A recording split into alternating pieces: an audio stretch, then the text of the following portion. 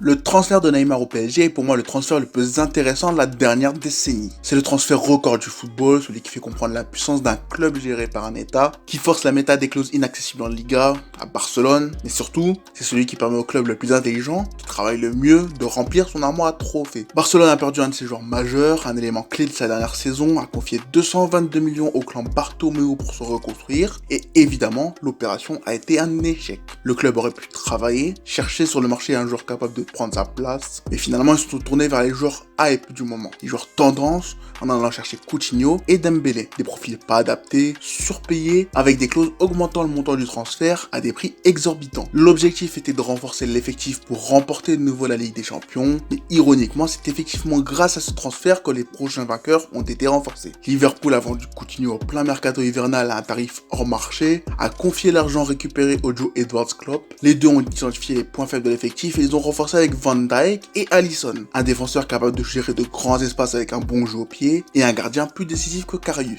C'est donc cette vente qui permet à Liverpool de redevenir un concurrent direct à Manchester City, de remporter une nouvelle Ligue des Champions, remplir l'armoire avec pas mal de trophées pendant que le club catalan s'enfonçait dans une crise toujours d'actualité. Le départ de Neymar est un événement game changer, un transfert avec énormément de retombées et malgré les nombreux énormes transferts depuis, aucun n'aura eu le même impact sur ce sport. Mais l'été prochain, tout est en place pour qu'un joueur ait un impact similaire sur le marché des transferts. Jude Bellingham devrait quitter Dortmund. Actuellement, le Real sera en pole position, mais pas mal de clubs sont sur le dossier. Madrid voudrait compléter son milieu avec l'anglais, Djouni Calafat est en contact avec sa famille et le club veut mettre en place le même genre de deal qu'avec Tchouaméni. L'idée est de convaincre Bellingham que les merengues sont la meilleure option pour lui, faire en sorte qu'il élimine lui-même la concurrence et refuse toute autre offre que celle du club espagnol, comme Tchouaméni l'avait fait en refusant Chelsea et Liverpool. Mais convaincre l'anglais sera plus compliqué, déjà parce que le milieu a moins de place, avec Ceballos, Valverde, Camavinga, Blanco, le milieu est déjà bien fourni, mais pourrait l'être encore plus si le duo Kroos Modric continue de jouer un rôle. Un problème sportif avec une place à obtenir en affrontant beaucoup de concurrence, mais surtout un problème financier. Le Real n'a pas les moyens économiques des top clubs de Première Ligue, n'a pas la capacité à lui offrir le même salaire, même Dortmund a fait une énorme offre de prolongation, a déjà fixé son prix autour des 130 millions en cas de refus,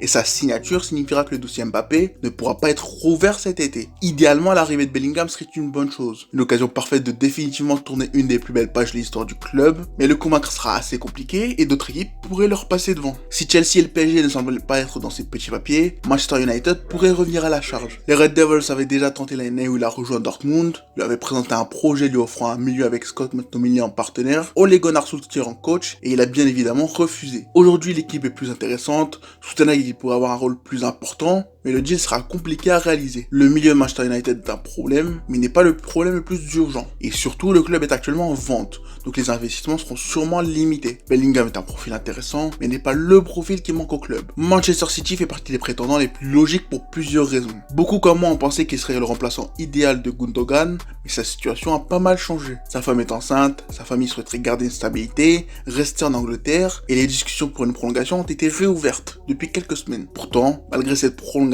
qu'elle ait lieu ou non, le milieu a toujours besoin d'être renforcé. Cette saison, l'effectif connaît un creux, les joueurs sont moins performants, marquent moins, dépendent énormément d'Haaland et KDB, encore plus que d'habitude, et beaucoup de joueurs semblent être en fin de cycle au club. La petite clim que les récentes révélations a créée va sûrement tuer l'espoir que ce deal existe, pour le bonheur du dernier club actuellement lié aux joueurs, Liverpool. L'équipe est en crise interne, en crise sportive, va subir pas mal de changements en fin de saison, et va devoir grandement renforcer son milieu. Naby Keita, Oxlade-Chamberlain, Arthur Melo et Milner devraient partir, l'effectif a besoin d'être renouvelé, d'avoir des joueurs capables d'endurer le rythme physique du jeu de Klopp, et Bellingham est parfait pour le poste. L'anglais est lui aussi sur les tablettes depuis très longtemps, un transfert à sa jeunesse avait capoté suite au refus de la famille de déménager, mais aujourd'hui, un transfert serait une excellente opportunité pour les deux clans. Jude devrait donc quitter Dortmund, le dossier sera intéressant à suivre, et c'est surtout les conséquences de ce transfert qui seront intéressantes. Tous ces clubs sont sur Bellingham, tous ces clubs cherchent un milieu, un profil pour compléter leur effectif, et le marché des milieux va se retrouver bouleversé par de très nombreux changements.